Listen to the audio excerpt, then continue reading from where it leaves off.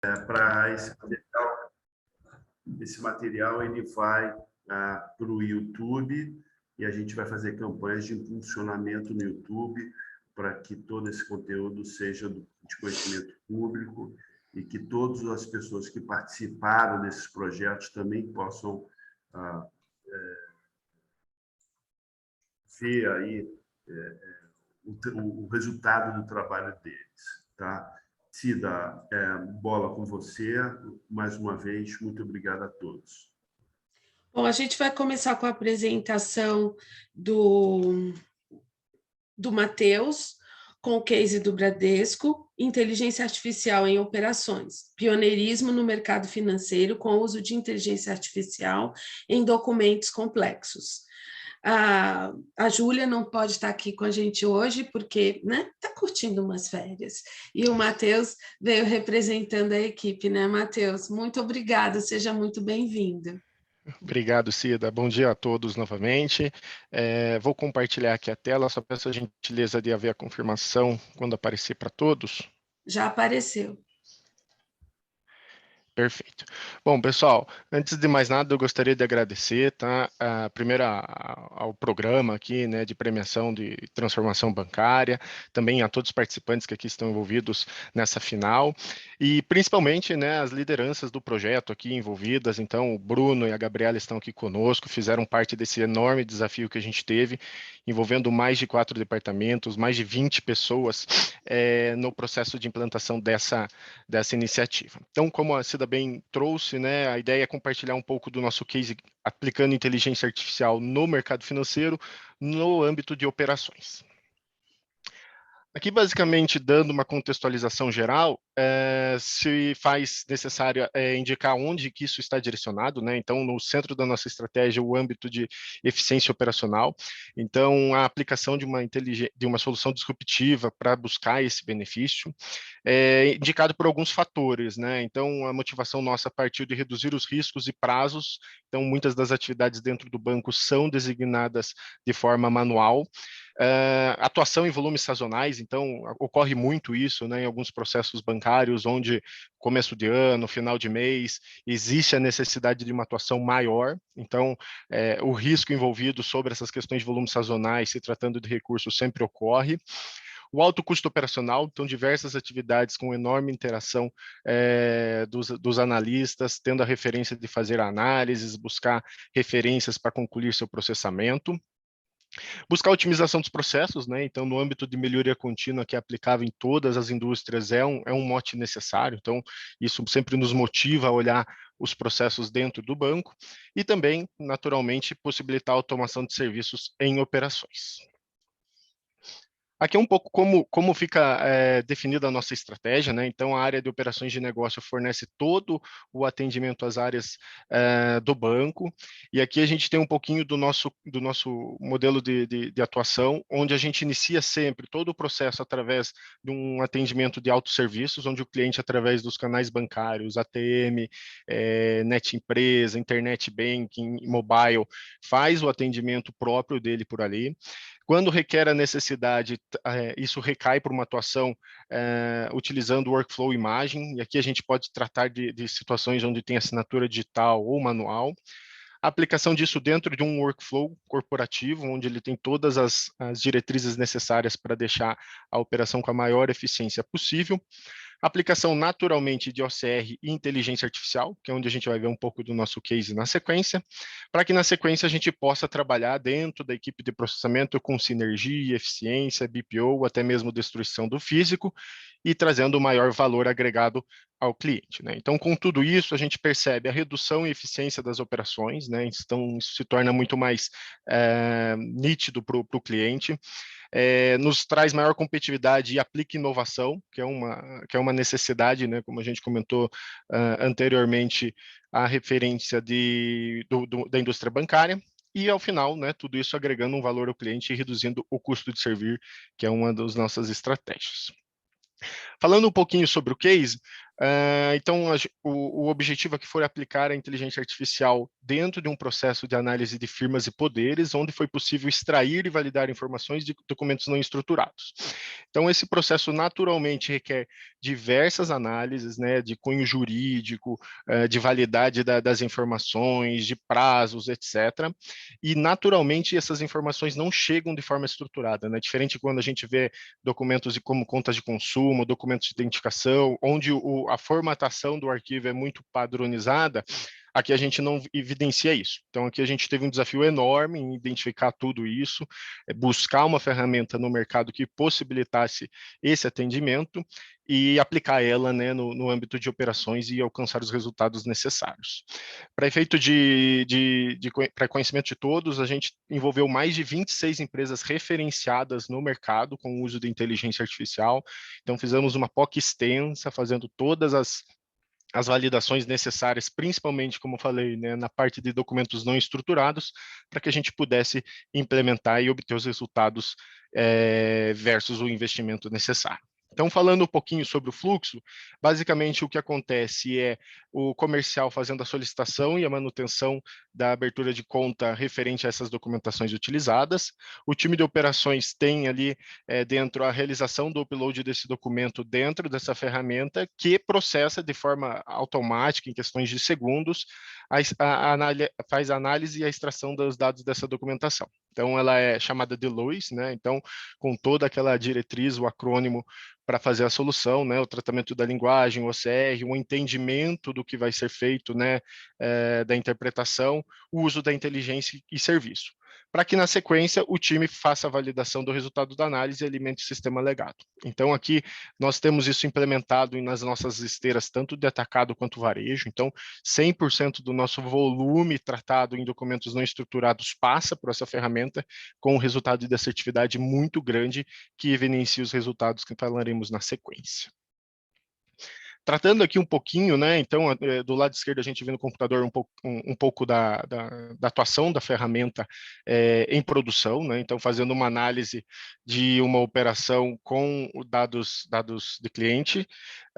Aqui a gente tem alguns dos números, né, e como isso funciona. Então, basicamente 40 mil documentos não estruturados por mês faz essa análise, então a ferramenta vai e busca todas essas informações e trata com os resultados necessários, que até então eram feitos exclusivamente por analistas, então ela toma isso por questões de segundos, faz essa leitura e interpretação de todos esses dados, então pega as informações, valida se o entendimento é cabível ou não, e traz a informação para validação quando existe um grau de assertividade para o analista validar. Uma integração sistêmica com sistemas legados do banco, onde possibilita grande parte do nosso benefício. O aprendizado, que é natural, né? Se tratando de inteligência artificial, é um dos fatores necessários para que a gente possa cada vez mais customizar ela à medida que os documentos vão sendo recepcionados dentro do banco para a obtenção de melhores resultados. E o grande mote, né, da eficiência operacional, que foi o tempo de análise, então uma redução aproximada aí de 20% no tempo dispendido pelos analistas. Finalizando, falando um pouco sobre os benefícios, então, possibilitamos a padronização nesse processo da análise e interpretação, né? Então, aplicação da ferramenta em todos os documentos, como a gente comentou. Diferencial no mercado, né? Então, a gente buscou referência junto a consultorias, identificação de casos parecidos ao qual não foi identificado. Redução no prazo de atendimento, né? Então, quando a gente passa de minutos, né? E tinha questões de análise de atas e procurações que passavam de 20 minutos, a gente conseguiu trazer a análise para segundos, tem um ganho expressivo nessa linha. O aumento da qualidade com a redução de erros operacionais, né? Então, aqui a ferramenta vai aprendendo com todos os indicativos que a gente tem, isso efetivamente traz melhores resultados sobre essa linha. O aumento da produtividade, né? Então, os analistas têm mais o processo de validação, em alguns casos, do que a completa análise, e a escalabilidade para outros tipos de documentos e demais operações financeiras, que é um desafio que a gente já está rodando e colocar em outros processos, né? Então, se tratando de banco, sempre existe essa oportunidade em documentos não estruturados e estruturados. E aqui, naturalmente, a gente teve uma redução expressiva em custos operacionais, muito linkado com aqueles 20% designados anteriormente, se tratando que porque, sob essa perspectiva, entendemos que o Bradesco é o primeiro banco no mercado financeiro a aplicar essa inteligência artificial na análise de documentos complexos, citados aqui como atas, procurações e contratos societários. Então, essa é a nossa apresentação, fico à disposição para quaisquer dúvidas, pessoal. Muito bacana, Matheus. E eu percebi que a Juliana, de férias, de qualquer jeito, ela entrou aqui para ver se estava tudo correndo bem, como, né? Bom dia, cuidando pessoal. do seu projeto. Obrigada, Juliana. Obrigada, de Cida. verdade. Parabéns, Matheus, pela apresentação. Obrigado, Sensacional a gente ver essas práticas que esperamos de verdade possam auxiliar lá na ponta os usuários, né, os clientes que têm uma angústia danada quando falam, tem que ir na agência, aquela coisa, né, uma dor no coração, mas que a gente vê o esforço das instituições em direção a transformar a vida das pessoas pelo menos facilitar o que seja possível, né? O resto está difícil, mas ir ao banco não seja mais uma tortura. Obrigada, pessoal, obrigada de verdade. Obrigado. Parabéns aí a vocês. A gente chama, o Pablo está aqui? Não. Nós vamos chamar, então, o pessoal do BRDE para nos mostrar o seu case, BRDE Recupera Sul, com o Thiago Tosato. Pode ser, Thiago? Oi, Cida, pode ser sim. Bom dia a todos. Obrigado pelo convite. Vou compartilhar minha tela aqui. Por favor. Aí você só me avisem se está aparecendo aí. Apareceu, Thiago. Aparecendo já? Sim. Então, pessoal, falar um pouquinho então do case do banco, que é o programa Recupera Sul. Esse programa surgiu na necessidade com a pandemia, né, de Covid-19.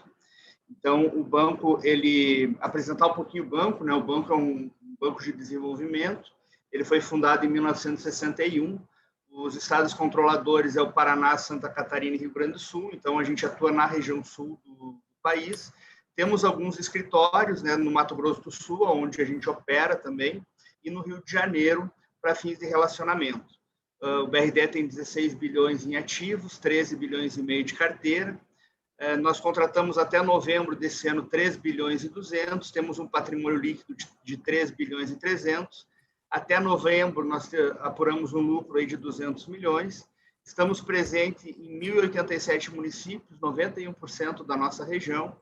Temos mais de 33 mil clientes e 457 colaboradores. Então, com a chegada da pandemia, o BRDE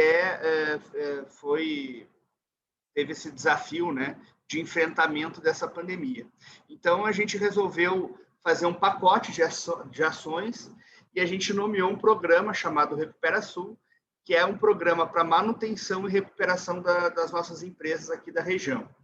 Nós tínhamos que tratar bastante dessa nossa base de clientes, né, cuidar bem para não perder inadimplência. Então, a gente fez um programa de standstill, de postergação das dívidas, dos pagamentos das parcelas. Também criamos alguns programas setoriais, né, vinculados a alguns setores importantes da nossa região, como Empreendedoras do Sul, o Economia Criativa do Rio Grande do Sul, Jovem Empreendedor, o SC Mais Renda.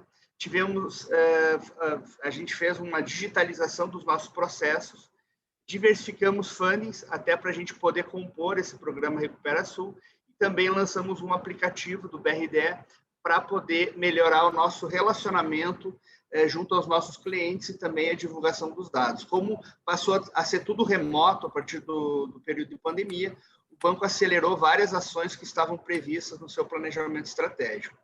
Então, o Recupera Sul foi um programa para enfrentamento da Covid. Nós apoiamos até o momento 2.525 empresas com esse programa. Foram 633 milhões de recursos financiados, um ticket médio de 250 mil por operação. Alguns diferenciais, a gente precisava de uma linha de capital de giro, onde era a principal necessidade dessas empresas era se manter ativa e ter um capital de giro para manter as atividades dessas empresas até passar um pouco os efeitos da pandemia. Garantia somente de fundo de aval, um dos grandes problemas que nós temos hoje é a garantia imobiliária, a garantia real. Então, a gente criou um programa que operações até 200 mil poderia ser financiado somente com fundo de aval, uma esteira de crédito simplificada para poder dar agilidade nessas operações e apoio aos setores mais afetados. Então, a gente fez, esse programa foi bastante destinado ao setor do turismo, ao setor de serviços, ao setor de eventos, setores que foram bastante impactados com o período aí da pandemia. No standstill, a gente conseguiu postergar os pagamentos e alongar as dívidas de mais de 1.000 contratos, que totalizaram cerca de 2 bilhões e 300 milhões de reais, representando 17% da nossa carteira.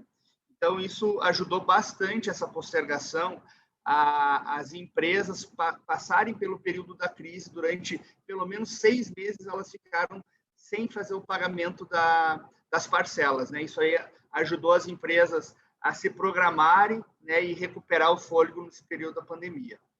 Também lançamos um programa bastante interessante com Empreendedoras do Sul. Esse programa visa a estimular o empreendedorismo feminino, ele gera renda, oportunidades e reduz a desigualdade. Então, é um programa que a gente tem diferenciais e condições de financiamento para empresas que tenham à frente mulheres empreendedoras. Nesses 8 meses de programa, nós lançamos ele em março desse ano, foram 372 operações contratadas no valor de 85 milhões de reais. Também lançamos o programa Economia Criativa, que é uma oferta de crédito para capital de giro para empresas de economia criativa, auxiliando na recuperação econômica frente à retração da Covid. Nesses 8 meses de programa, a gente contratou 80 operações no valor de 13 milhões de reais. Também lançamos o programa BRDE Jovem Empreendedor. Esse programa é destinado a fomentar a geração de emprego e renda e o desenvolvimento de negócio para o público jovem, de 18 a 29 anos. Então, é para incentivar o jovem empreendedor, né? Aquele que está começando um projeto, aquele que apoiou muitas startups nesse projeto aqui. O BRDE também tem o programa BRDE Labs, onde a gente tem um laboratório de inovação, onde a gente apoia várias empresas que estão nascendo, né, entrando no mercado. Então, esse programa visa a financiar operações até 200 mil reais, para microfinanças, até 1 milhão de reais para produtor, e micro e pequenas empresas e médias empresas até 5 milhões. Nós tivemos outro produto interessante nesse período de pandemia, que foi o SC Mais Renda. O SC Mais Renda é um programa que conta com subsídio dos juros pelo governo do estado de Santa Catarina. É uma operação descentralizada e também passa por uma esteira de crédito simplificada. Nesse programa, a gente já apoiou 2.165 empresas, já financiamos 191 milhões no ticket médio de 88 mil reais. Então, aqui a gente conseguiu também apoiar micro, pequenas e médias empresas, né, que foi um porte de empresa bastante afetado durante o período da pandemia. O BR10 está bem alinhado com as ODS, então 84% das operações apoiadas pelo banco em 2021 tem o selo da ODS, está vinculado em algum ODS, né? Então, o BRDE prima muito para estar de acordo, né, com os benefícios aí do desenvolvimento sustentável. E nesse período todo, o que a gente fez? Toda uma digitalização dos nossos processos. Hoje, pouca coisa ainda é manual. A gente teve toda uma aceleração desse processo de digitalização do processo de concessão de crédito do BRDE. Desenvolvemos o nosso aplicativo para melhorar o relacionamento, né, com as nossas empresas e clientes. Criamos a solicitação de crédito online. Essa solicitação de crédito online, hoje, ela está no próprio aplicativo do banco. Então, o aplicativo pode tanto encaminhar a operação, como acompanhar o andamento dessa operação no banco, assim como acompanhar toda a vida financeira dentro do banco, né, com extratos, geração de boletos, etc. Fizemos um projeto piloto também de emissão de títulos no mercado de capitais. Isso ajudou a captar recursos para o próprio programa do Recupera Sul. e isso é um ponto bem importante do projeto, que sem recurso você não consegue rodar o programa. Então, nós diversificamos fundings, captamos recursos internacionais. Hoje nós temos parceria com 7 instituições de crédito internacionais. Ampliamos a captação e disponibilização de recursos internos para viabilizar a execução do programa. Então, a gente disponibilizou, tanto a gente aumentou a captação de recursos no mercado interno, no mercado nacional, como a gente disponibilizou recursos próprios para aplicação no programa. Então, é um programa que vem dado bastante resultado, é um programa que foi essencial para a gente manter as nossas empresas nesse período de pandemia, e agora, com a retomada da economia, também nesse período aí que a Covid está um pouco mais controlada, a gente acredita que esses recursos também vão ser muito importantes para essa retomada do emprego, da renda na nossa região. Então, era isso que eu gostaria de apresentar para vocês. Fico à disposição também para qualquer dúvida aí que vocês tenham com relação ao nosso projeto. Nossa, parabéns, Tiago, parabéns, Graciela. É tão bacana a gente ver, né, como, inclusive, ao longo do tempo, o perfil dos cases vem mudando para agregar todas essas tendências que a gente vem sentindo no mercado, que a gente hoje tem a tríade ESG encobrindo, né, cobrindo todas essas iniciativas, incluir pessoas, aproveitar uma oportunidade de um período tão difícil como a pandemia para realmente desenvolver produtos que ajudem as pessoas. E a gente estava conversando com a Graciela no começo, vocês têm uma interseção muito forte com o BNDES, né? E aí a gente sabe que, como brasileiros, a gente sente que a nossa contribuição também está sendo bem utilizada pelo bem das pessoas. Muito bacana, parabéns a vocês, viu? César, agora é a sua vez, meu caro. Vamos falar um pouquinho da NTT? E a hora que você precisar, eu passo o vídeo, é só mandar, tá bom?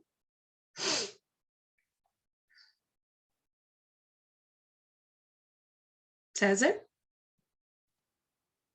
Júlia? Estava no mudo e sem vídeo. Pois é. Bom, acho que a gente começa com o vídeo, né, Cida? Podemos. Eu vou compartilhar, então, depois... tá bom? Tá ótimo. Vou compartilhar tudo para facilitar. O vídeo está aqui. Tá todo mundo me vendo? Sim.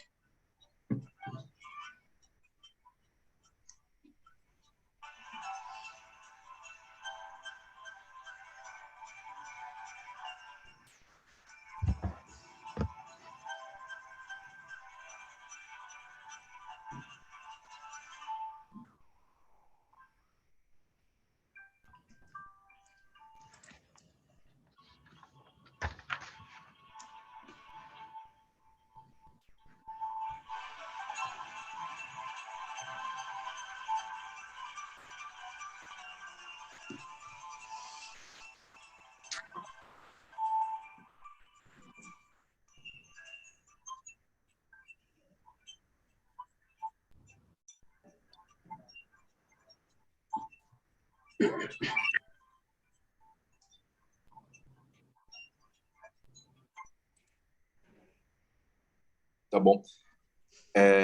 Ô Alexandre, você tem reunião agora às 10, né? Pode ir, César. Posso sua começar vez. aqui, né? Deixa eu colocar minha apresentação.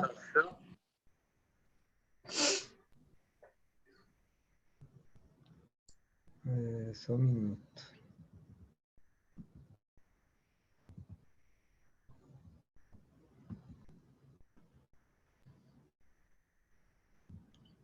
Está autorizado aí já, Cida? Sim, mas a gente não está vendo ainda. E agora? É melhor você compartilhar toda a sua tela, César, e aí fazer como a gente fez lá no começo, por favor. Ah, tá bom.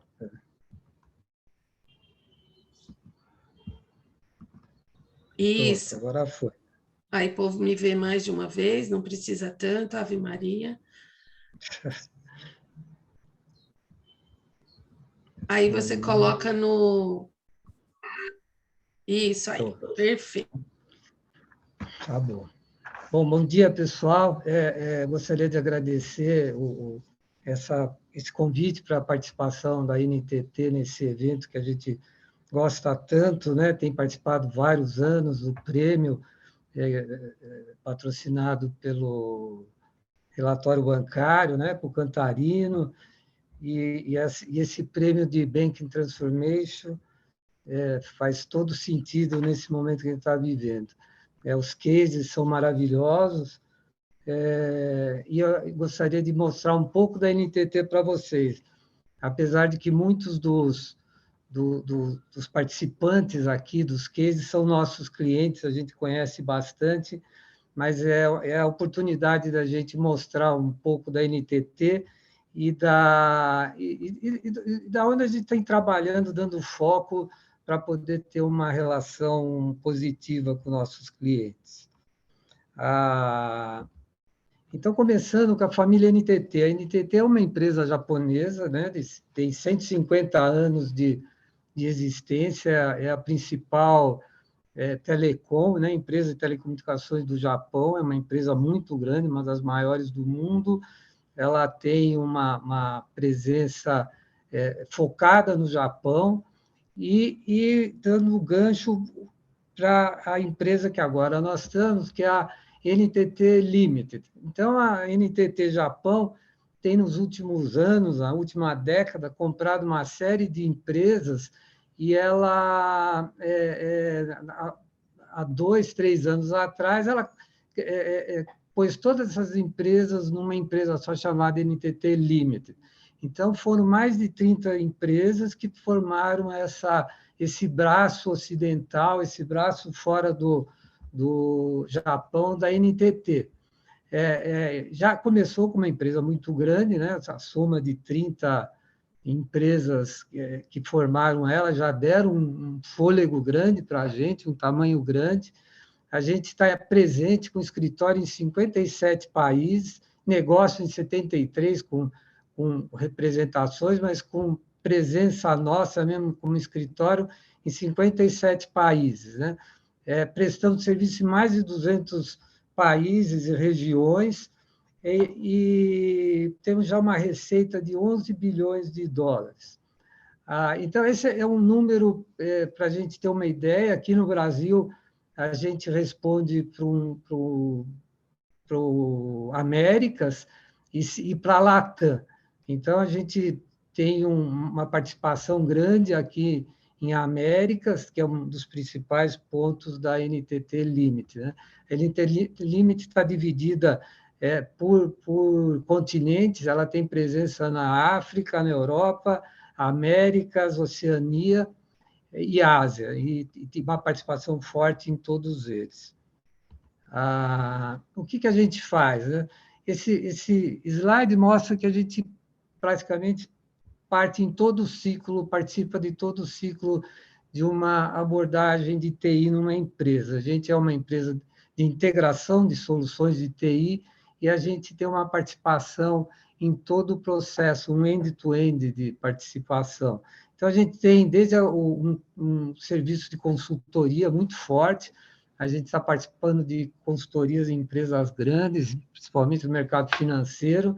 A gente tem a parte de planejamento, de projeto, design, que a gente participa também em diversos segmentos, né, dando um highlight, por exemplo, na parte de ambiente de trabalho, que a gente está voltando, né, para essa forma híbrida, nova de trabalhar, em casa, no escritório, os dois ao mesmo tempo. A gente tem feito trabalhos muito importantes de integração, de desenvolvimento, expansão dessas infraestruturas.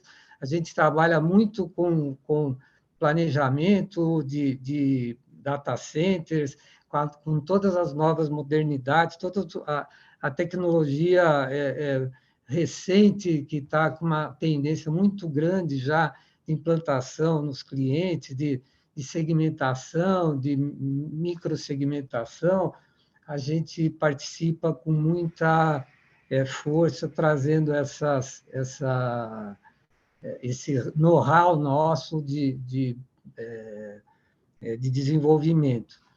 Também temos, né, a parte toda de serviços gerenciados, né? A gente tanto on-premises como temos o nosso NOC, né? o Network Operation Center, que a gente tem nos nossos escritórios, né? E também o serviço técnico de suporte. Então, a gente fecha toda a gama de serviços e com um foco grande também em segurança, que eu até vou dar um destaque agora de segurança e cloud, que são pontos que a gente está tendo bastante desenvolvimento também, que eu gostaria de compartilhar com vocês. Segurança hoje, né, já faz parte do crescimento, né? Hoje em dia, quando a gente fala em desenvolvimento para uma plataforma digital, isso já é parte do cronograma, né? do roadmap de todas as empresas, e, sem dúvida, está inserido a segurança hoje com uma força muito grande, né? Todos nós estamos vendo o que tem acontecido de ataques. Hoje não existe mais um alvo preferido, né? Todas as empresas são alvos. Quando a gente vê no mercado financeiro, a experiência é muito grande, porque são os maiores alvos. A gente pode ver os bancos, os grandes bancos, o quanto tem de ataque e o quanto eles se desenvolvem em matéria de segurança. E hoje todas as empresas são alvos, né? Porque já não existe mais existe o hacker que só quer aparecer, mas hoje são organizações criminosas que estão com foco grande em conseguir resgate, dinheiro, usando aproveitando qualquer tipo de abertura de segurança, né? Qualquer falha, qualquer possibilidade de se entrar. E eu queria dar um destaque também, que a NTT, como é uma empresa global e tem um backbone muito grande, 40%, 50% de todo o tráfego de internet passa pelos backbones da NTT. Isso aí traz um conhecimento, né, do que se passa, do que se tem de fragilidades, de novos ataques, com uma velocidade muito grande. A gente consegue essa informação porque a gente já está no dia a dia vivenciando o que está acontecendo. Quer dizer, a gente já tem a parte toda de seguir o que está acontecendo na hora, né? Então, isso traz uma vantagem muito interessante em termos de segurança, para saber todos os tipos de ataques que estão recentes que estão acontecendo. E eu queria dar também um destaque que a NTT Limited tem SOCs, né, que são os Centros de Operação de Segurança, em vários países, vários continentes, e a gente abriu um aqui também na América do Sul, em São Paulo, né? Então, a gente tem esses que estão descritos aqui no slide, né? Tem nos Estados Unidos, tem na Europa, África, Oceania, Ásia, né? No Japão, e agora também aqui em São Paulo. E queria dar um destaque, é interessante saber também que toda a segurança das Olimpíadas de Tóquio de 2021 foi feita pela NTT. Ela foi responsável por todo o esquema de segurança de dados nas Olimpíadas. E aqui aparece o Tour de France, só como uma observação. A NTT também, Limited, também é responsável por todo o desenvolvimento da tecnologia, e também a gente faz a operação e manutenção de toda a parte de tecnologia da Tour de France, né? Que é aquela corrida na França de bicicletas. Toda a parte de sensores, toda a monitoração, tudo que aparece na televisão de informação e tudo que é colocado para as equipes é dado online por uma tecnologia toda desenvolvida pela NTT. Esses aqui são os parceiros que a gente tem de segurança, que a gente está trabalhando com mais presença, e só para dar também uma amostra de nossos parceiros de segurança. Outra coisa que a gente queria mostrar também é a nossa expertise em nuvem. Esse slide aqui mostra como é que está acontecendo hoje no mercado financeiro como um todo, né? Onde as fintechs elas procuram, a partir do momento que elas vêm crescendo, elas procuram trazer uma experiência de banco também, né? Com uma solidez maior na sua estrutura, na sua governança, na resiliência, e que isso é algo que a gente tem uma experiência, porque a gente trabalha com o cloud também. E os bancos estabelecidos, todos os bancos, né, de qualquer tamanho, porque existe uma coisa em comum hoje, né? Tem empresas que já estão um pouco avançadas já no movimento para a cloud, tem empresas que estão começando nesse movimento, mas o que é interessante é que o que tem pela frente é muito grande para todas, né? Independente do tempo e da ação que eles estão tendo, existe um mundo de possibilidades que têm que ainda serem desenvolvidas ou serem trabalhadas para esse movimento para a nuvem. E a NTT tem esse conhecimento grande, né, dos bancos, onde eles procuram hoje ter mais agilidade na entrega de soluções, né? Vendo esses cases que foram apresentados hoje, a gente consegue ter a ideia de quanto é importante que seja estabelecido e colocado rapidamente a solução no mercado. Então, ele tem essa busca de agilidade na entrega das novas soluções e produtos, e também a saída para uma migração para a nuvem, né? E que traz também uma necessidade enorme de agilidade. Então, esses dois mundos, né? Isso aí são movimentos que a gente consegue trabalhar, porque a gente tem conhecimento desses dois mundos e como fazer também. Deixa eu passar para esse aqui também, dando também mais um enfoque aqui que nessa parte de cloud. A gente tem soluções end-to-end, então é muito interessante, porque a capacidade nossa, como eu mostrei no slide inicial, ela pega todas as etapas, né? Então, por exemplo, a gente faz desde o planejamento, design, migração, manager services, e on-premises e também na cloud, né? Que isso aí já traz o conceito de nuvem híbrida, que é uma tendência e uma escolha da maioria das empresas, principalmente as grandes, trazendo, então, mostrando a importância que tem em ter essa abordagem como um todo, né?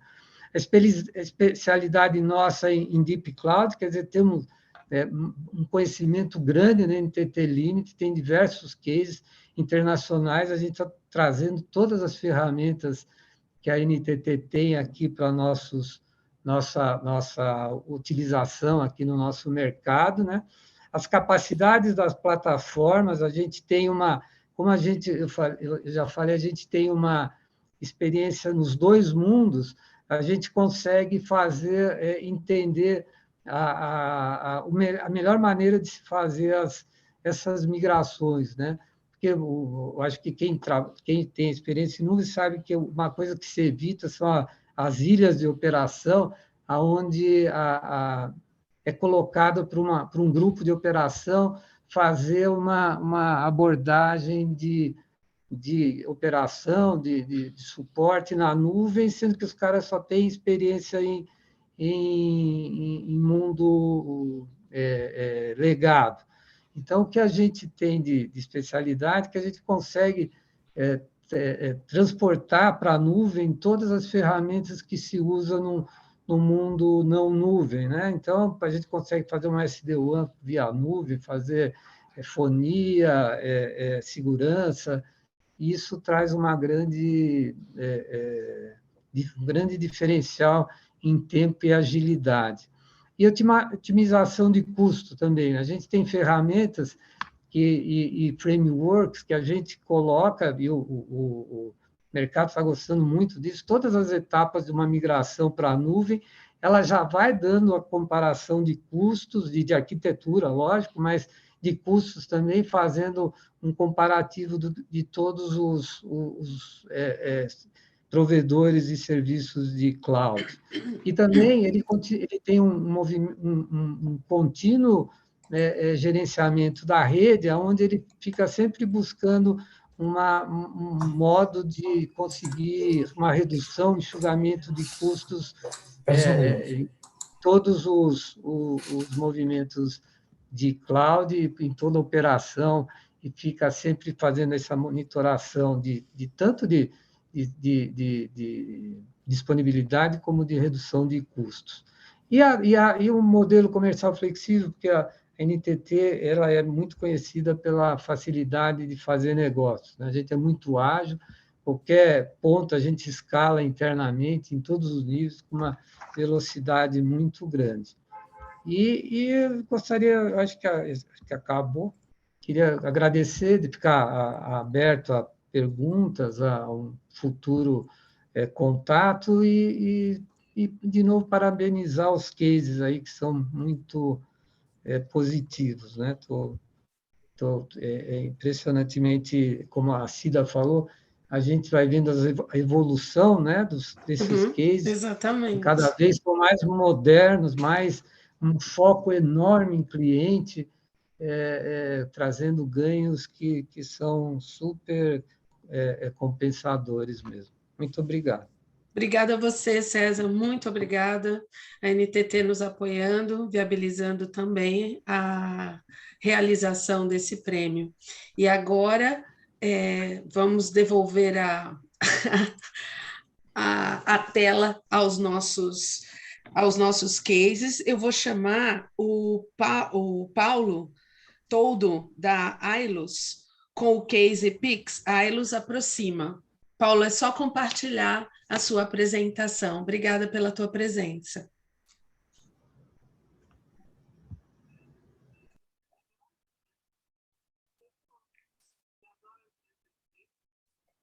Bom dia a todos.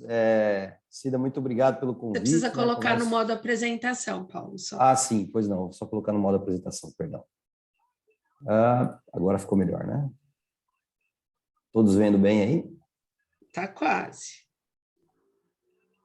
Esse suspense vai acabar me matando. A gente fica vendo aqui, eu fico dando clique no modo apresentação e não vai. Você compartilhou? Foi? Você compartilhou o modo apresentação, você tem que compartilhar a tela toda, Paulo, para aparecer também. Vamos lá, deixa eu fazer de novo, então.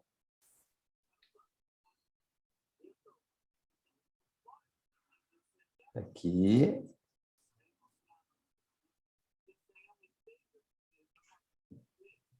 Agora está compartilhando bem aí para vocês? Agora sim, agora vai. Muito bem. Pera, por enquanto está preto aqui. Vamos lá. Me confirma aí se todos estão vendo. Não. Ainda não? A gente não está vendo nada. Você compartilhou a tela toda? Compartilhei. Engraçado, não está dando para ver. Deixa eu ver aqui. Pause. Está informando aqui que foi pausado o compartilhamento. Não. Estranho. Vamos de novo aqui. Não tenho nada com isso. Pedindo. E agora? Estamos vendo o seu PowerPoint. Agora está... É engraçado, fica a tela escura. Você deve estar com alguma proteção aí que não está deixando. Que estranho. Posso te dar uma dica? A gente pode ver pelo PowerPoint. Não tem problema. Eu vou fazer o seguinte, então eu vou... Enquanto o Paulo resolve ali, eu só vou falar o seguinte. O Paulo, que está aqui, o Pablo também, que entrou, que é da iClubs, são representantes de um pilar que tem se fortalecido dentro do Prêmio Banking Transformation, que é as empresas não banco. A gente tem trazido e tem tido uma aderência bastante alta de empresas que estão compondo esse novo ecossistema do mercado financeiro, que são as fintechs e muitos outros tipos de empresas que também estão auxiliando o nosso mercado a bancarizar as pessoas. Se você quiser deixar compartilhado assim, Paulo, só minimiza aqui essa tua barra de cima. Tá vendo que tem uma setinha no canto superior esquerdo? Você minimiza ela e minimiza aqui do lado também a apresentação dos slides, que a gente consegue ver perfeitamente também.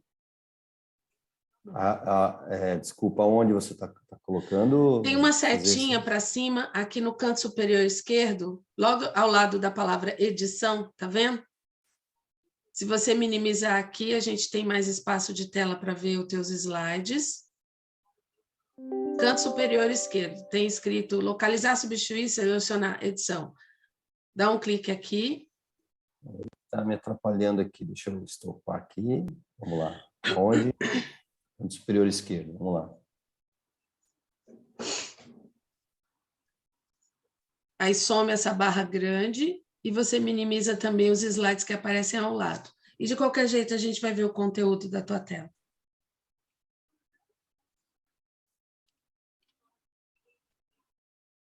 Conseguiu? E full screen, sim?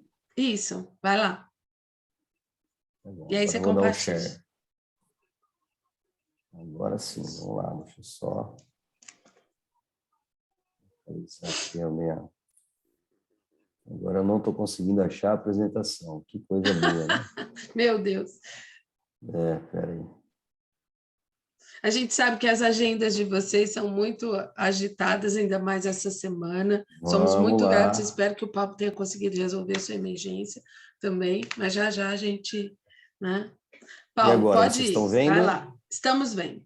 Opa, funcionou. Funcionou? Sim, agora vamos lá. Agora vamos lá. Bom, então, deixa eu me apresentar. Sou Paulo Toldo, estou atuando aqui na Ailos há 4 anos, né?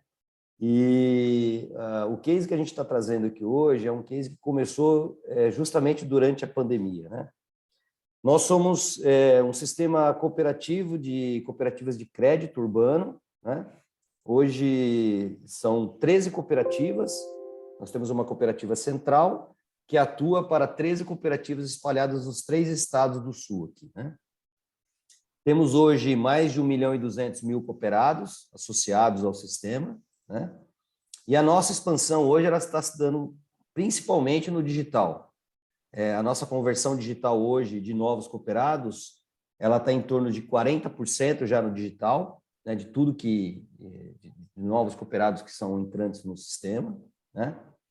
E vamos falar especificamente hoje do case Ailos Aproxima, né? É um case que, como eu disse, ele começou durante a pandemia, no momento em que os pequenos empreendedores, né, precisavam fazer essa pivotagem, né, de ter o seu modelo de negócio totalmente desenhado para o presencial, rapidamente pivotar para um modelo em que ele pudesse fazer esse processo de venda através de uma plataforma digital. E daí surgiu a ideia do Ailos Aproxima, dentro do nosso laboratório de inovação. A gente propôs, né, esse marketplace como uma alternativa ali que pudesse ser oferecido pela Ailos a esses pequenos empreendedores, que é justamente o público foco do nosso sistema, né? Então, a máxima que a gente trouxe é aproximar quem quer vender de quem quer comprar. E aí, daí surgiu a ideia de aproximar essas pessoas e dar esse nome para o nosso marketplace. Então, o Allios Aproxima ele nasceu muito embasado nas questões do cooperativismo, aquilo que são os valores que o cooperativismo ele preserva, né? Que enfim, gerar valor, né, para a vida do cooperado, gerar desenvolvimento socioeconômico para as localidades onde as nossas cooperativas atuam, né? E essas duas pessoas que são diretamente relacionadas, que é quem compra, que é a pessoa física, e o pequeno empreendedor, dono de loja, que tem o seu negócio, vamos dizer assim, tendo que alcançar, né, esse público no ambiente digital, a plataforma Allios Aproxima veio para oferecer isso de forma gratuita a esses pequenos empreendedores e também criar esse elo de conexão digital e que pudesse atender à expectativa desse nosso cooperado, pessoa física, mas também, em especial, ajudar esse pequeno empreendedor. Bom, aqui alguns números, né, do Allios Aproxima. Hoje a plataforma tem mais de 800 mil acessos, aproximadamente 100 mil acessos mensais. O nosso sistema hoje, como eu disse, está com mais de 1.200.000 cooperados, né? E hoje já são, isso nós lançamos em outubro de 2020, né? Bem no meio da pandemia mesmo, mais de 15 mil negócios fechados já nessa plataforma. Tá? Então, passando rapidamente, é uma plataforma que está hoje responsiva também ao uso no celular, né? E ela coloca a um clique esses vendedores e compradores. Tá? Para quem quer comprar, tem uma questão de produtos e serviços da região, então a gente ajuda um negócio local, né? A possibilidade de receber o produto em casa, pesquisar outros produtos e serviços para poder fazer comparação e oferecer um processo de uma compra segura. E nesse ponto da compra segura é que entra o nosso case aqui, que é o do Pix. Naquele momento, né, não só ter a plataforma digital para oferecer os seus produtos, os cooperados PJ também precisavam oferecer um mecanismo de pagamento. Então, muitos deles, né, no momento em que a gente disponibilizou isso aqui, publicou a foto do seu produto, né, tanto nas suas redes sociais como dentro do próprio marketplace, já com o QR Code, para que as pessoas que tivessem interesse ali já pudessem fazer lá a leitura do QR Code e já ir para o processo de compra dentro do próprio marketplace, né? E então as vendas, né, elas se aceleraram a partir do momento que havia ali, né, um meio de pagamento que estava também em ampla expansão, né? O Pix se mostrava ali como algo, uma adesão muito rápida pelo brasileiro. Então, a gente viu nisso um momento ali de convergência em que a gente pudesse oferecer isso e dar esse diferencial para quem está vendendo. A praticidade dele poder colocar o produto, colocar o QR Code, a pessoa já se interessar por aquele produto, para ela poder já ter feito ali uma comparação, e ele ter uma liberdade, né, de fazer quantos anúncios ele precisasse ali naquele momento em que a pandemia estava em plena expansão aí, em todos os estados do Brasil, né? Esses são os pontos principais aí que a gente destaca do case, né? O que a gente destaca em termos de inovação aqui? É conectar, né, a realização do negócio desse pequeno empreendedor, gerar esse movimento financeiro para ele, mas também investir em comunicação. Então, o sistema Allios, né, junto com as cooperativas, também disponibilizou mecanismos dentro da própria plataforma para que eles pudessem entender, através até de vídeos curtos, né, como fazer aumentar o interesse daquele comprador pelo produto dele, e que a cooperativa, naquele momento, fosse esse agente transformador, né, para esse pequeno empreendedor, e que ele, nesse momento, percebesse, né, que dentro das questões essenciais que o cooperativismo traz, é esse interesse pela comunidade, esse interesse por ajudar ali o cooperado, naquele momento, né, em fazer essa pivotagem, né, para um mundo de venda digital e, com isso, expandir o negócio dele. Tá? Então, é isso que a plataforma Aires Aproxima, ela traz como proposta. A gente está, nesse momento, fazendo já também um lançamento ainda restrito da versão 2.0 dessa plataforma, então ela vai ter novas funcionalidades também, né? Muito em breve, a gente já está começando com alguns casos, ainda de cooperados que estão nos ajudando, né, a fazer esse lançamento. E, enfim, o espírito que nos guia aqui é o espírito de fazedor, né, de tornar realmente a vida do cooperado melhor, transformar ele, gerando renda, né, na região onde ele está atuando, para que esse desenvolvimento seja sustentável no longo prazo. Eu acho que fiquei dentro dos 8 minutos, não ultrapassei o tempo. Muito bacana, Paulo, muito bacana. E é tão interessante, né? A gente vê como o Brasil tem um monte de Brasil dentro dele. Né? A gente às vezes pensa que tem que investir no Brasil inteiro para poder criar alguma coisa que seja próspera, e muitas vezes a demanda está concentrada em uma região e precisa que aquele ecossistema ali seja de uma maneira até minimalista, ser cultivado, né, ser adubado para crescer, e a gente ter muito mais São Paulo, muito mais Rio Grande do Sul, por aí. É muito bacana ver tudo isso acontecendo, e muito interessante que iniciativas que aparentemente são pequenas cresçam de uma maneira exponencial como essa. Parabéns, Paulo, parabéns pelo case. Pablo, Obrigado. É sua vez. Eu sei que você está com emergência aí para resolver. Participou aqui com a gente. Pode fazer a sua apresentação agora. O Pablo Augusto vai fazer a apresentação do iClubs com o case Investe Mais. Isso. Obrigado, Cida. Obrigado, pessoal, pela oportunidade de estar aqui batendo papo com vocês. Parabéns a todos pelas apresentações. Eu vou compartilhar aqui a minha apresentação com vocês. Um minutinho só. Está no gatilho aqui. Vocês estão enxergando? Sim. Sim, então, perfeito. Pode ir. Nós somos iClubs, é uma Loyalty Tech, é uma startup focada em Loyalty.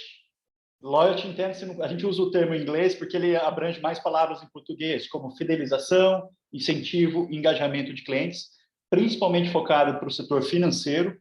É uma mistura de uma fintech com uma martech, então a gente fica bem focado em criação de programas de loyalty, que a gente chama de os programas de loyalty da nova geração, que são programas que são personalizados, mais contextuais e relevantes para os seus clientes, e a gente vai contar um pouquinho desse case para vocês. Bem, somos uma spin-off de uma outra empresa de tecnologia chamada Zaps, uma provedora de tecnologia, serviços de consultoria e desenvolvimento de plataformas digitais para grandes empresas, alguns aqui, inclusive, clientes nossos pelas apps.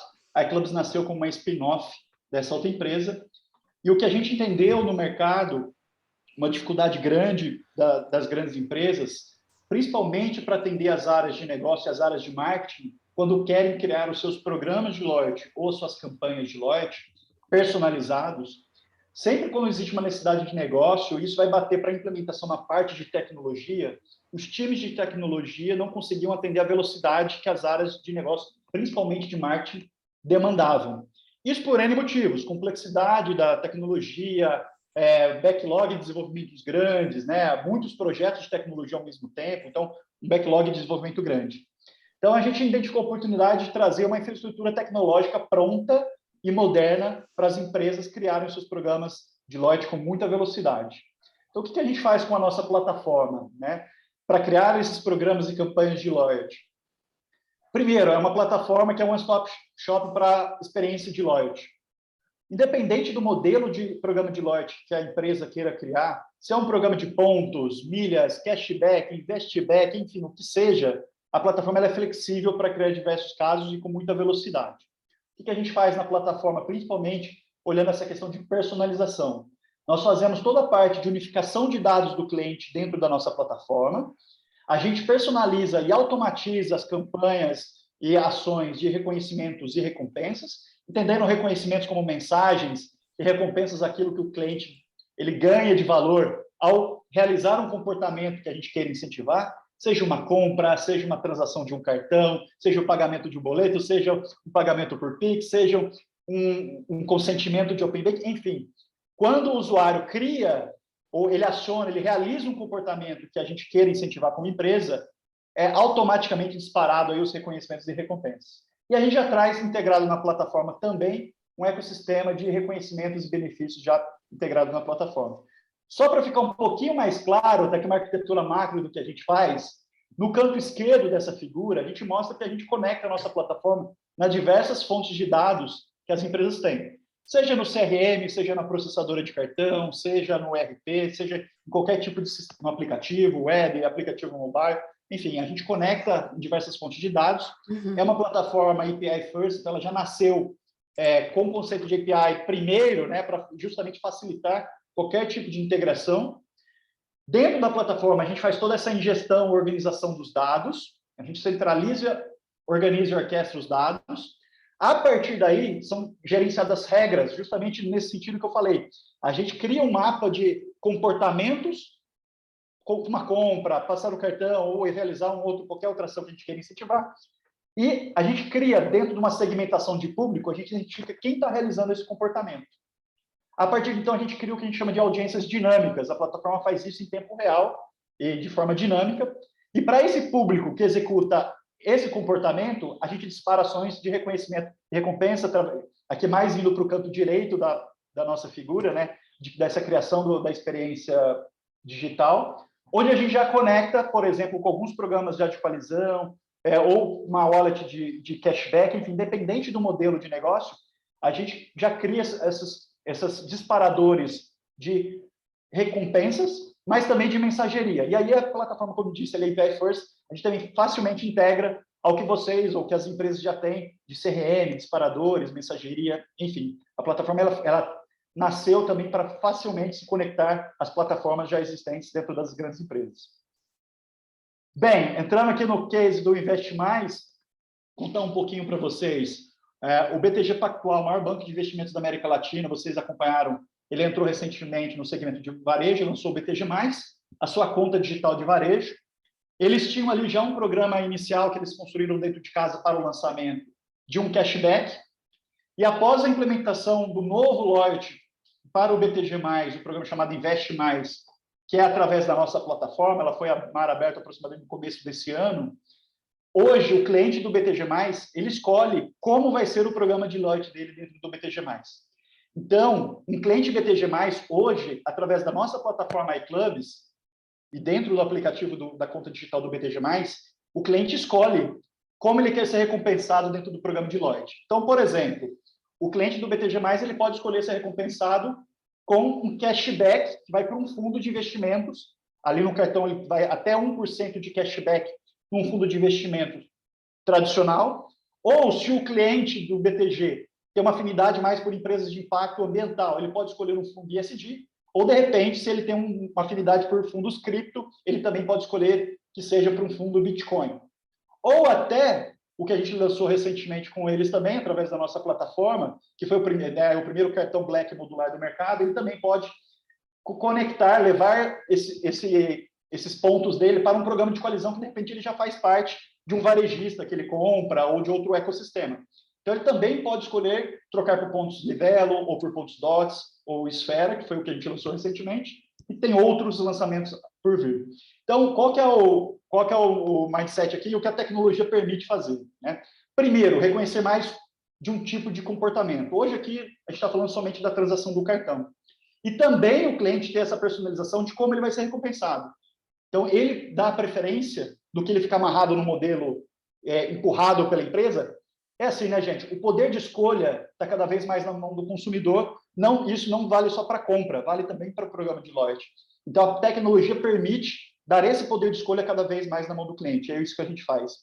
Esse é um pouquinho do case que eu trouxe para vocês. Espero não ter passado do meu tempo e fico à disposição para bater um papo depois com vocês, quem tiver interesse. Obrigado. De jeito nenhum, Paulo, você foi cravado, foi muito bacana, obrigada pela tua presença também. A gente vê aí outra prática bastante, e é muito interessante a gente perceber como há nichos importantes que precisam ser preenchidos dentro desse mercado, complementando os negócios de tantas pessoas, né? Essas parcerias são fundamentais para que a gente consiga, inclusive, beneficiar o público como um todo. Obrigada, Pablo, obrigada pelo seu case e pela sua participação. Fica aí com a gente que nós temos ainda 2 cases muito lindos, que é o pessoal do Sicoob. Eu vou fechar com o Banco do Brasil. Tem paciência aí, tá, Rafael, que a gente está com vocês. Vamos lá, João. É o João que vai fazer a apresentação para a gente agora? Do Sicoob ou a Vera? Não sou eu mesmo. Então vamos Obrigado. Lá, querido. Eu queria agradecer inicialmente aí a oportunidade, tá? Eu vou me apresentar inicialmente, eu sou o João Luiz, eu trabalho na área de governança. Estamos aqui a Vera e o Marquinhos também, que é o nosso gerente de governança. O Vilaça, infelizmente, não pôde participar aqui da nossa reunião. Ele está no encontro anual de dirigentes ali da Febraban. Ele pediu desculpas aí para você, Cida, e principalmente para o Marcos Cantarino também, por esse contratempo aí que teve aí. Não tem problema, a gente entende. Tá? Bom, a tela é sua. Deixa eu compartilhar aqui a apresentação.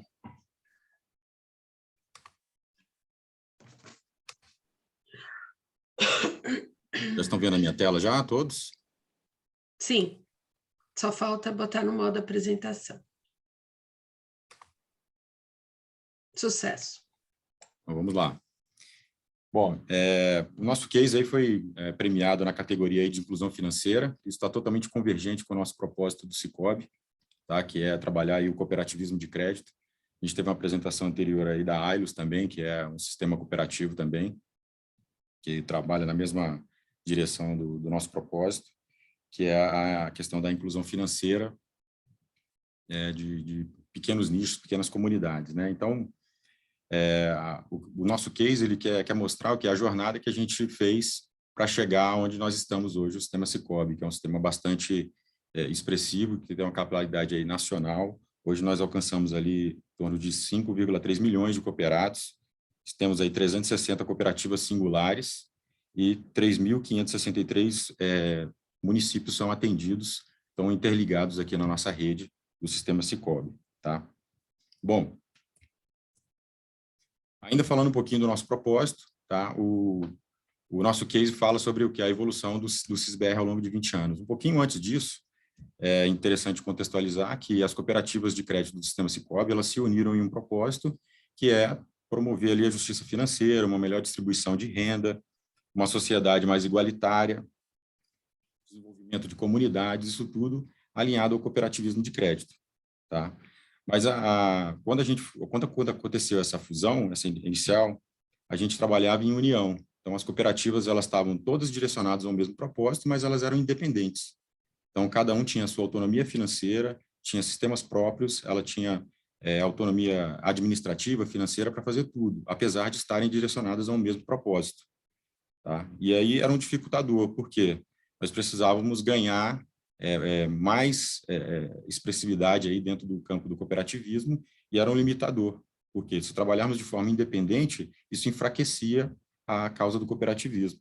Então, quando nós percebemos que podíamos trabalhar em unidade, tá? Então, todo mundo convergente, direcionando os esforços, racionalizando recursos, aí surgiu a ideia da criação da plataforma de serviços SISBR.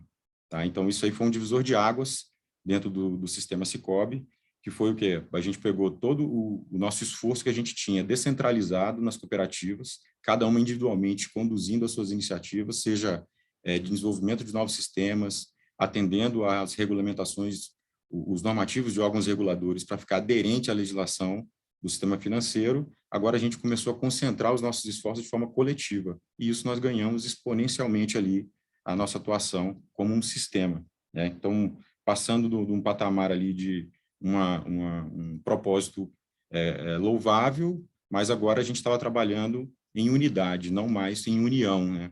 Cada um trabalhando de forma divergente ali, mas apesar de estar convergindo para o mesmo propósito.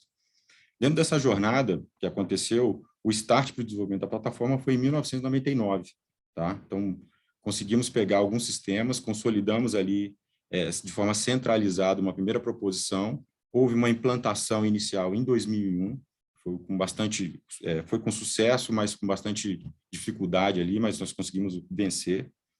Ao longo dessa implantação, a gente ainda o sistema ele trabalhava de forma isolada, então não havia uma comunicação entre as cooperativas internamente. Então, se você precisasse fazer uma transação entre as cooperativas, a gente tinha que sempre mandar o dinheiro para fora do sistema Sicoob e depois ele retornava para a cooperativa de destino.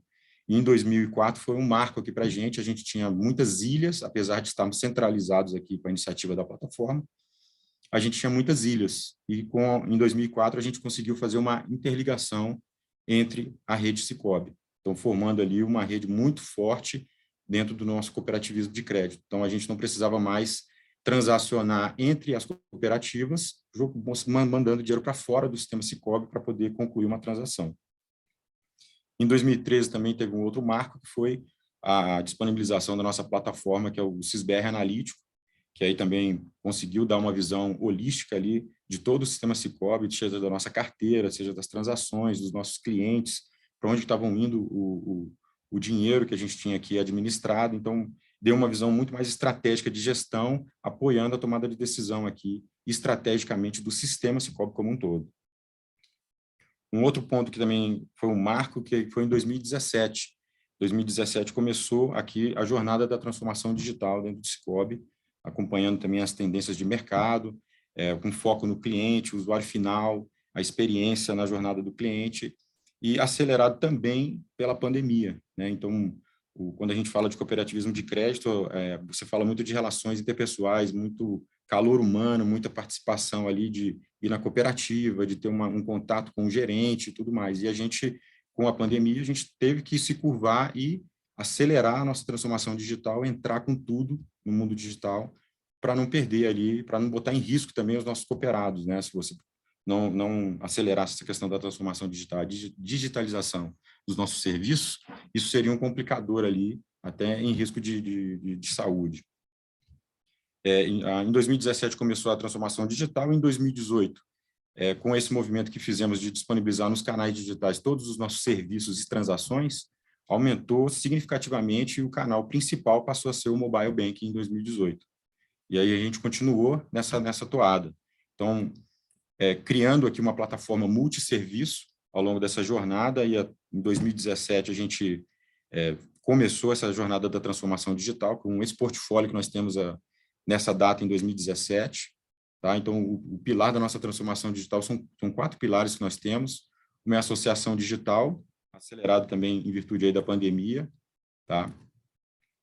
A gente não teve uma série de ganhos, que antes a gente tinha um trabalho operacional no nosso back-office ali de recebimento de documentos, cadastrar, criar uma conta poupança, ajudar ali o nosso cooperado. Hoje a gente conseguiu transferir todo esse operacional agora, é o próprio associado que assume a responsabilidade, ele tem a total autonomia de contratar um serviço, contratar um empréstimo, contratar um seguro, isso tudo estão disponíveis nos nossos canais digitais, e é claro, com uma jornada voltada para o usuário, com bastante segurança, agilidade, tá? E benefícios também para as cooperativas, que a gente tirou o serviço que era operacional e passou a colocar as pessoas para fazer novos negócios, prospectar novos negócios dentro das cooperativas. Outro pilar seria a questão das transações, como eu havia mencionado.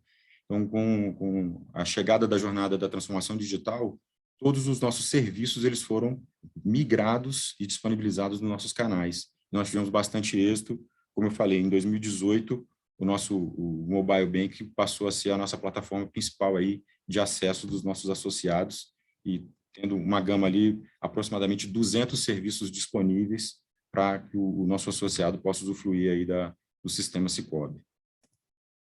Isso aqui são a lista de serviços.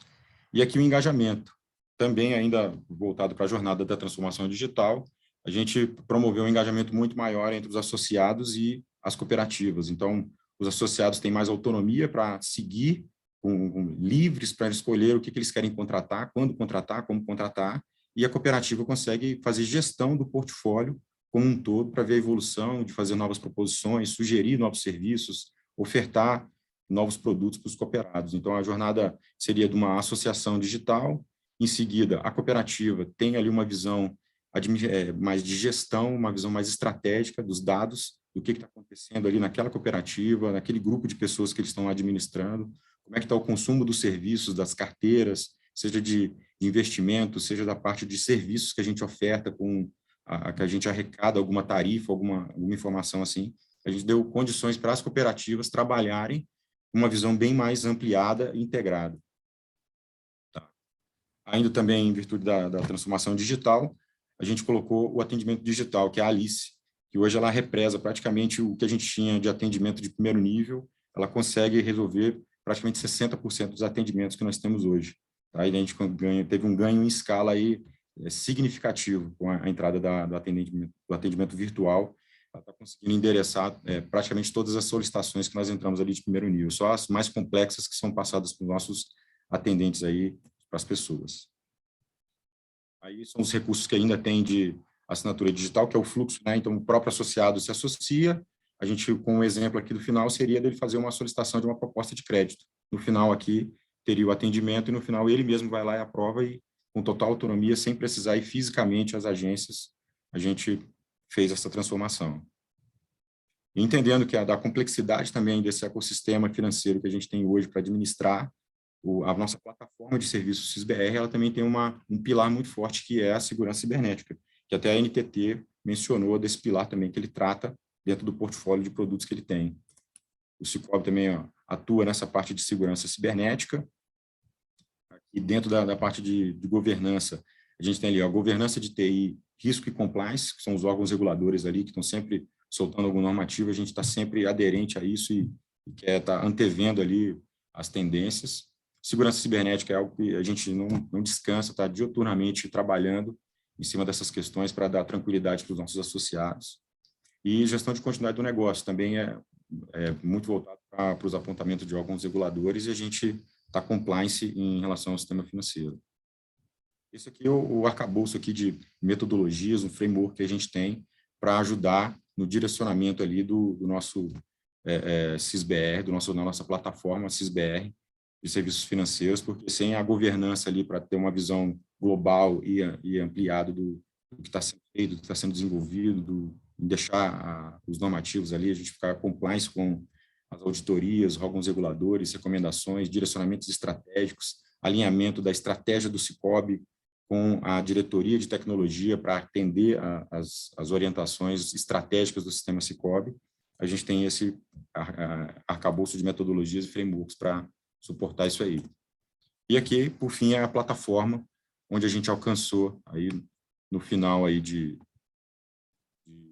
desse ano, a gente está aí com 6 pilares agora distribuídos dentro do nosso portfólio. Então, assim, resumidamente, a gente tem uma plataforma de negócios, que era o carro-chefe aí das cooperativas de crédito, né? Assim, o crédito, cobrança, investimentos. A gente tem a parte de canais, que com a jornada da transformação digital ele foi potencializado assim ao extremo. Então, a gente responde praticamente todas as nossas transações estão dentro dos canais digitais ali, principalmente dos digitais. Os convencionais têm caído bastante ali a nossa participação. A gente tem uma plataforma também de pagamentos e recebimentos, a parte de cartões, adquirência. A gestão empresarial também é um ponto de apoio que a gente tem nas cooperativas, com alguns produtos que a gente desenvolveu internamente, como o RP e contas a pagar, contas a receber. A gente tem desenvolvimento próprio aqui para tentar atender às necessidades das cooperativas. Gestão de risco e compliance, isso aí é necessário por ser uma instituição financeira, para a gente estar atuando no mercado financeiro, a gente precisa estar compliance com isso. A gente tem toda uma plataforma voltada só para análise dessas questões de risco de crédito, risco operacional, compliance, prevenção a fraudes, e uma plataforma também de SysBR analítico, que é o nosso carro-chefe ali para ajudar nas nossas estratégias e apoio à tomada de decisão aqui, como um todo do sistema Cicobi. Bom, era isso que eu queria apresentar do case. Essa aí muito é a bacana. Como SysBR sempre. aí, 20 anos. Então, foi longa, árdua, mas estamos firmes aí no propósito aí do cooperativismo de crédito. Muito bacana, João, muito bacana. Obrigada ao Sicoob mais uma vez, que enriquece muito os nossos cases, trazendo sempre essas iniciativas que pensam na comunidade, né? E por isso mesmo vocês vêm crescendo exponencialmente nos últimos anos. Parabéns, Vera, parabéns, João, parabéns a todos, Marco Antônio, que estão aqui com a gente. Obrigada. Muito obrigado. E, finalmente, mas com certeza, não menos importante, a gente vai ouvir o case do Banco do Brasil, que vai falar de uma coisa muito bacana, que, olha, quando eu li o case, eu fiquei até emocionada, Rafael, que tem a ver com preservação, essa coisa que a gente está precisando tanto nos últimos tempos, né? Que é a validação geossocioambiental grande, da base geográfica de desmatamento do MAP Biomas. Fala desmatamento, a gente já fica assim, opa, o que eles estão fazendo? Mostra aí para a gente, Rafael. Na verdade, não, Cida. O case que eu apresento hoje é o de realidade aumentada. É o de realidade aumentada, desculpa, eu troquei aqui. Esses vocês vão ter que esperar no dia 8, ele vai ser mostrado. Hoje a gente vai falar de comunicação com realidade aumentada. É da outra equipe, né? Exatamente. Isso. O que acontece? A gente trabalha... Vocês me confundem do Banco do Brasil com tanto case bacana, desculpa.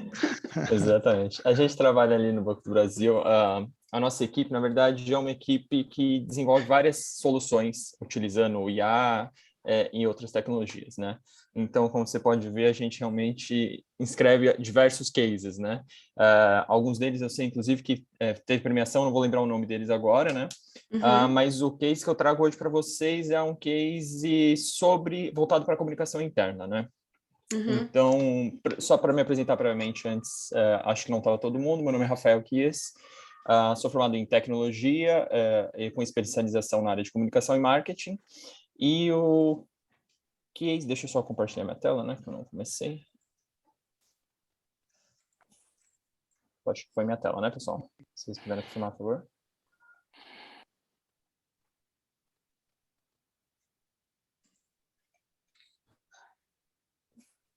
Todos vendo minha tela? Sim.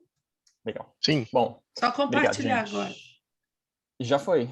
Não, é o... Como é que é? Modo de apresentação.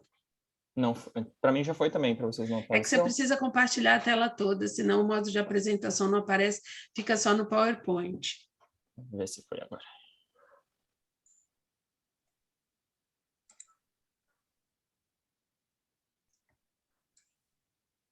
Bom, deixa eu fazer de novo, então. Aqui foi. Aqui foi. Ah, bom. Bom. Então, vou tentar não me prolongar, a gente passa um pouquinho no time box, mas, como eu falei, o case que a gente traz hoje para vocês é um case voltado para a comunicação interna, tá?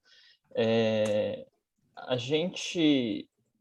nossa preocupação inicial, peraí que tá meio travadinho aqui, onde foi? A próxima preocupação inicial com esses últimos momentos, esses tempos que estamos vivendo, é como conseguir fazer uma comunicação interna e trazer os funcionários um pouco mais para perto da empresa, enfim, né? Diversas ações foram feitas internamente, né? Foi criado intranets exclusivas para tratamento do tema da pandemia, enfim, outras iniciativas foram feitas, mas a gente quis trazer uma forma diferenciada para instigar um pouco, está sempre com os funcionários do banco participando nas nossas comunicações. Só para uma questão de situar, hoje o Banco do Brasil possui 85 mil funcionários na ativa, espalhados por todo o Brasil. E a nossa principal ferramenta de comunicação com esses funcionários é a intranet corporativa, né? Daí veio a ideia da gente utilizar uma das tecnologias que, como eu falei, a gente tem uma equipe que trabalha diversas iniciativas, área de inteligência artificial, reconhecimento de texto, de vídeo, enfim. E a nossa equipe, em especial, a gente trabalha com desenvolvimento de soluções para realidade virtual e realidade aumentada, né? Então, a gente teve a seguinte missão de verificar como que nossas tecnologias poderiam contribuir para esse processo. E chegamos a essa solução. Acho que tem alguém que está com o microfone raspando, também atrapalhando um pouquinho. Obrigado. Pronto, já arrumei. Muito obrigado. E chegamos a essa solução que eu vou mostrar para vocês na sequência, mas que teve um retorno muito legal internamente, né? A gente teve um total de 9.939 funcionários, mais de 10% da nossa base visualizou internamente essa matéria, né? E a gente teve uma colaboração de aproximadamente 2.153 comentários e sugestões de como a gente poderia utilizar essas tecnologias no desenvolvimento de produtos e processos internos do banco. Então, nosso problema qual que era, né? Seria uma nova forma, uma forma de realizar uma comunicação diferente do que já é feito tradicionalmente, como texto, imagem, vídeo, né? Instigar um pouco os funcionários, né? Com a questão da matéria, enfim, do conteúdo.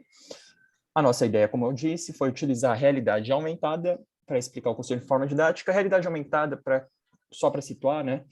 Quando a gente fala em realidade aumentada, a gente se refere à tecnologia que utiliza a câmera dos dispositivos mobile, como tablets, celulares, para projetar uma informação no ambiente real, né? Então, eu utilizo a minha câmera e, através da câmera do celular, eu vejo algum modelo 3D, alguma informação que não está propriamente presente naquele espaço, né? Bom, a barreira que a gente tinha durante essa experiência era que a gente queria fazer uma experiência rápida, né? Que a pessoa, no ambiente de trabalho, conseguisse visualizar a matéria de uma forma rápida, ter essa experiência, só que ela não tivesse muitos passos, né, empecilhos, né? Eu tenho que baixar um aplicativo, fazer um cadastro, enfim, né? E o nosso resultado, né, o que a gente conseguiu fazer foi o desenvolvimento de uma aplicação web nesse sentido, né? Aqui só para contextualizar, eu não sei quão familiarizados vocês estão com essa tecnologia, mas a realidade aumentada, geralmente, ela tradicionalmente, em boas práticas, digamos assim, ela sempre utiliza um aplicativo, né? Não ela sempre, mas o melhor caminho seria utilizar um aplicativo para você ter um maior controle do poder computacional do seu hardware e conseguir né, ter uma capacidade melhor gráfica, enfim, demonstrar a sua experiência de uma melhor maneira. Ou algumas aplicações ainda fazem web, como a gente tem algumas empresas como rótulos de refrigerante, rótulos de cerveja, algumas outras empresas nesse sentido, só que elas utilizam uma superfície impressa, né? Então, você aponta a câmera do seu celular para um papel, alguma coisa nesse sentido, e aí você consegue ter um maior controle do tracking, que a gente chama, né? Que é o rastrear a câmera do seu celular na hora de visualizar. O que a gente fez de diferente aqui é que a gente queria, primeiro, utilizar uma aplicação totalmente web, e segundo, a gente queria que a interface que o usuário ia apontar a câmera fosse também web, seria a tela do computador. Então, como a tela do computador tem diversas diferenças entre brilho, intensidade, né, iluminação do ambiente, enfim, esse foi o nosso maior desafio, né? Como fazer essa experiência ser fluida e funcional para todo mundo. O que, graças a Deus, a gente teve bons feedbacks, inclusive a gente vai continuar utilizando internamente essa solução. Bom, falar um pouquinho sobre o Making Off e depois eu demonstro um preview mais ou menos do que foi a aplicação, né? Quando a gente fala no processo de desenvolvimento gráfico, a gente trabalha com algumas etapas durante esse processo, desse desenvolvimento, né? Inicialmente, a gente começa com esse desenvolvimento numa prancheta, né? Um desenho 2D. Então, a gente encontrou o nosso personagem e fez esse desenvolvimento, esse desenho de como ele seria, né? Em 2D. Depois, a gente vai para uma etapa 2, que é a etapa de modelagem 3D, na qual a gente vai dar volume, profundidade, a gente vai dar realmente um corpo dele, né, como se ele fosse um objeto real, né, um elemento real. Na sequência, a gente vai para um processo chamado de rigging, que vocês podem visualizar ali no item 3, no canto inferior esquerdo, que é como se a gente construísse, de fato, ossos para o nosso personagem, né? E esses riggings, esses ossos vão ser utilizados na sequência para o passo 4, que é a gente propriamente conseguir animar esse personagem da vida a ele. Então, essas seriam as partes gráficas, o que foi desenvolvido graficamente, né? O desenvolvimento da nossa aplicação, como eu falei, ele foi web, então ele foi todo desenvolvido em JavaScript, 3JS. O item 6, que foi na hora de teste de produção, o que a gente precisou garantir é que a gente utilizou, na verdade, eu não sei se vocês conseguem ver meu mouse, mas eu estou mexendo aqui, enfim. No banner que está presente no canto inferior direito, vocês podem ver que... legal, obrigado. que tem duas imagens como se fosse um QR Code, né? Então, a imagem, o QR Code que está no canto superior esquerdo deste banner, ele é um gatilho, digamos assim, né? Toda vez que a pessoa, o usuário, apontar a câmera para esse QR Code, ele vai ser direcionado para a página web onde contém a nossa aplicação, tá? E esse maiorzão aqui, esse QR Code maior na direita, ele é o que a gente chama de ponto de tracking, né? Então, ele é o ponto que a câmera do nosso dispositivo, né, da aplicação, ele vai utilizar para rastrear a aplicação e conseguir sempre projetar, independente do movimento que eu faço com a câmera, ele vai sempre ter esse ponto de ancoragem para demonstrar a nossa aplicação. Então, nossa primeira experiência, o que a gente queria fazer era explicar um pouquinho mais sobre a nossa área, sobre as atividades que a gente desenvolve lá, como realidade aumentada e realidade virtual. Então, a gente fez um roteirinho rápido, né, onde esse personagenzinho, ele explicava esses dois conceitos de uma forma prática para o usuário, né. Então, ele ficou ancorado dentro de uma matéria, né, como eu inicialmente comentei com vocês, e a ideia era essa: o funcionário, então, ele apontava a câmera... Eu passei um pouco os minutinhos, vou pedir mais uns 2 minutinhos para vocês. Ele apontava, então, a câmera do celular para esse QR Code, e aí ele conseguiria visualizar a experiência que eu demonstro na sequência. Então, aqui é a visualização, né, a câmera como se fosse a câmera do seu celular, né? Eu não vou passar o vídeo inteiro, mas para vocês terem uma ideia, né? Não sei se vocês escutam o áudio também. Não, o áudio não. Então tá bom. Então eu vou seguir falando.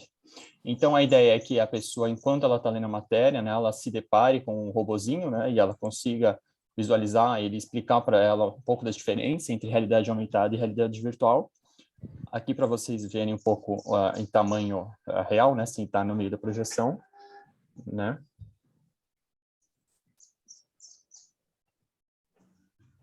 Mostra alguns processos que é feito na composição do nosso objeto. Muito fofo. Então, esse foi o primeiro experimento que a gente fez e a gente vai continuar utilizando, porque assim, a gente teve um grande número de retorno positivo, feedbacks dos funcionários que se sentiram atraídos, né, em ler a matéria, em conhecer um pouco mais sobre esses conteúdos. Então, esse personagem provavelmente vai voltar a apresentar. Na verdade, provavelmente não, ele vai voltar, né? A gente já tem uma matéria programada agora no final do ano, né? E ele vai, assim, a gente vai sempre trazer ele internamente para explicar alguns conceitos, e, enfim, né? Trazer um pouco de curiosidade com os funcionários, instigar que eles estejam sempre presentes ali na nossa intranet, conversando com a gente. Bom, gente, eu acho que é isso. Me desculpa, acho que passei uns 2 minutinhos. Estou à disposição, caso alguém queira bater um papo sobre essas soluções ou outras soluções do banco. E é isso. Muito obrigado. Muito obrigada, Rafael.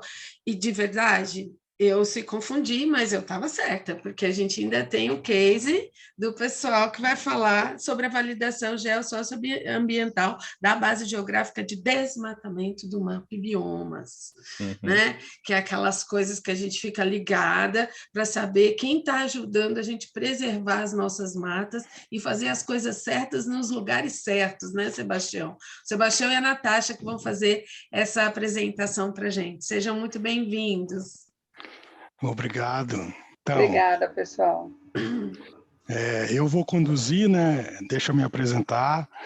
Eu também sou da família Banco do Brasil. Eu sou assessor de TI no Banco do Brasil. E a gente conduziu esse projeto, né, junto com a área de agronegócio, que está representada aqui pela Natasha, né? E eu vou falar um pouco do case. Vou compartilhar a apresentação aqui, só um momento.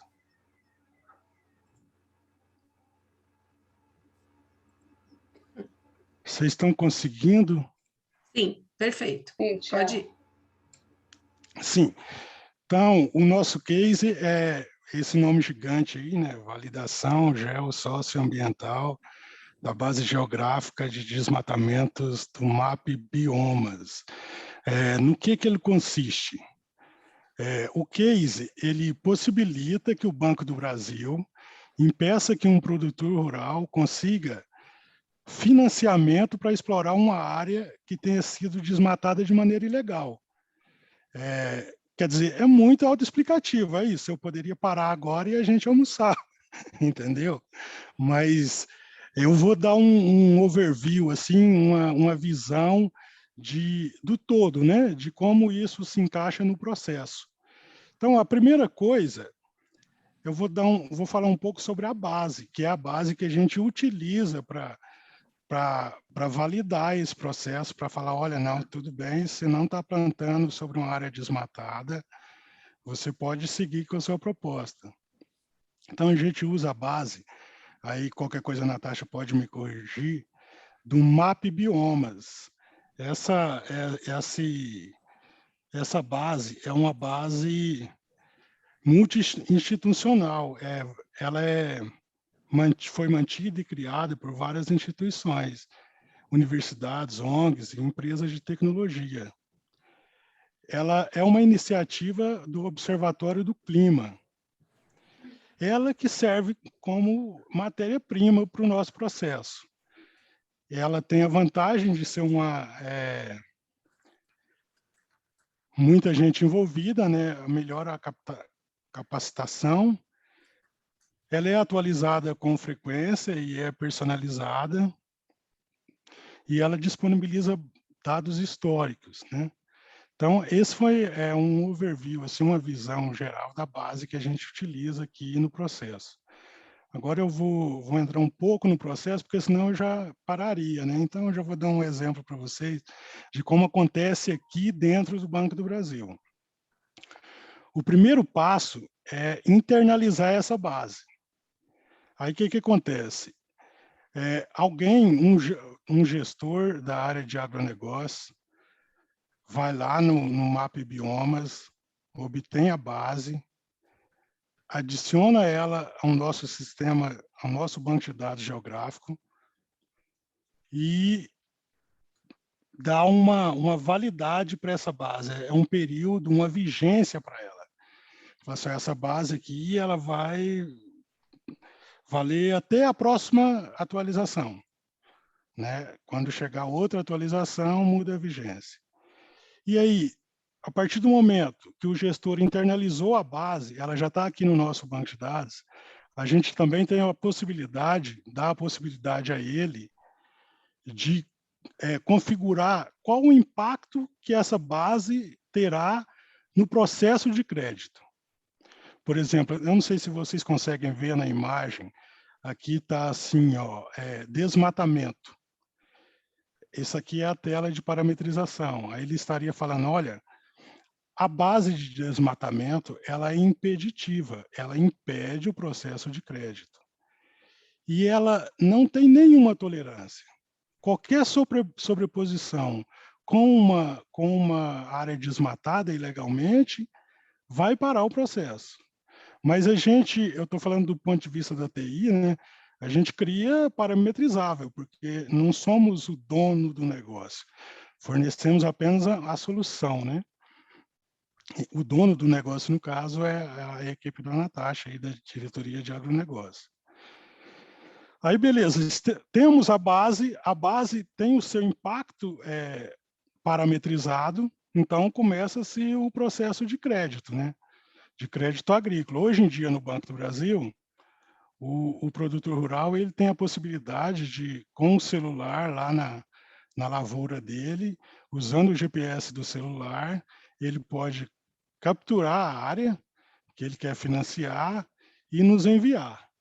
Ou pode ser o agrônomo dele, que vai capturar essa área com um GPS normal lá e vai nos enviar também, só que pela web. Então, essa é a fase inicial, né? Ele pegou a área que ele tem intenção de financiar com a gente e enviou ela para a gente. E aí o processo segue. Em um dado momento, esse processo é longo. A pessoa lá na agência fez outros procedimentos, antes dele chegar nessa fase que eu vou falar. Eu estou atendo às fases em que o case impacta diretamente, né? Aí, por exemplo, quando correu o processo de crédito, chegou na fase de acolhimento da proposta de crédito, a pessoa que está lá na agência atendendo o produtor vem pelo esse sistema COP do Banco do Brasil aqui, e aí, nesse momento, ele chama o nosso sistema aqui, que é o sistema geográfico. E a gente devolve para ele algo parecido com isso aqui, olha só. A gleba que ele está tentando financiar está sobrepondo com a área de desmatamento ilegal. Nessa hora a gente fez o cálculo e devolveu para ele. E aí o sistema, lá na agência, para a pessoa que está atendendo ele, já alerta, olha, para a gleba com a utilização tal, existe 15% de sobreposição com registro de desmatamento ilegal. Nesse momento, o processo é interrompido. E aí o produtor ele é instruído a apresentar uma documentação autorizativa de supressão de vegetação nativa, ou seja, ele tem que apresentar uma documentação comprovando de que aquela área ali, embora esteja sob uma área de desmatamento, ela foi autorizada, ele tem autorização para fazer aquilo. Do contrário, o processo para e é interrompido. Então, aí ele é travado ou o processo segue. Caso o processo siga, ou ele apresenta a documentação, a gente vai para a fase de formalização da proposta de crédito. Nessa fase, o nosso sistema gera um relatório geossocioambiental e anexa ao dossiê eletrônico do cliente. E nesse relatório tem aqui, não deve dar para ver, eu vou ler um pouco aqui. Então, tem informações da operação de crédito, depois informações da gleba, que é a área que o cliente deseja financiar, né? E aí, a gente faz sobreposição hoje em dia, não só com a base de desmatamento, a gente faz com mais de 40 bases de órgãos externos que nos fornecem essas bases. Por exemplo, aqui foi feito informações de sobreposição com a área de terra indígena, não houve sobreposição, com a área aí na área de desmatamento, ela também é impeditiva, não há sobreposição, 0% de hectares de sobreposição e 0% de sobreposição. Então, a gente, além dessa, tem mais de 40 bases, por exemplo, biomas, solos, vegetação, terras indígenas que eu falei. Algumas são impeditivas, outras são informativas e outras alertam, mas a gente verifica hoje no processo de crédito mais de 40 bases de órgãos externos. Então, no todo é isso, esse é o case, né? O case, ele permite que o Banco do Brasil garanta um processo de crédito mais interessante do ponto de vista ambiental, né? Não só ambiental. Então, sensacional, sensacional, Sebastião. Obrigado. A gente fica muito feliz em realmente perceber o quanto que essas iniciativas vêm ao encontro, né, da necessidade do planeta, né, não só do nosso país. E é impressionante como os cases vêm mudando nesse sentido também. Gratidão, não só pelo case, mas também pela preocupação, né, em geral, que um banco como o do Brasil, que é um banco público, vem mostrando em trazer, pensando no nosso futuro e na sustentabilidade, né? Muito, muito obrigada.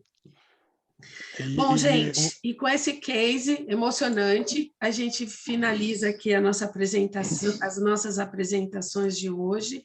Canta, você quer falar alguma coisa? Gente, abre as telas aí para eu tirar um print. Boa. Obrigado, Cida. Muito obrigado aí pela condução sua da apresentação desses cases, tá? Muito obrigado a todos aqui presentes. Esse case do Banco do Brasil é emocionante, tá legal? E ele abre espaço, e aqui eu convido a todos a participarem. A gente vai, como a gente no início, eu comentei do nosso papo, eu comentei que a gente tinha recebido muitos cases do agrobusiness, né?